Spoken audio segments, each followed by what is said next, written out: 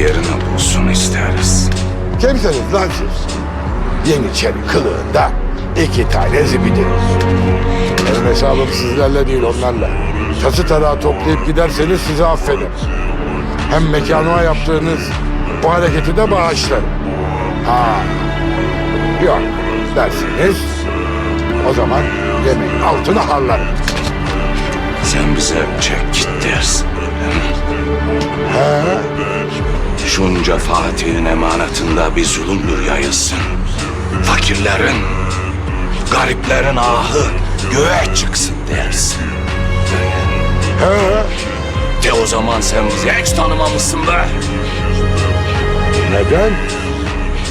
Çünkü bizim kitabımızda bana ne demek yoktur.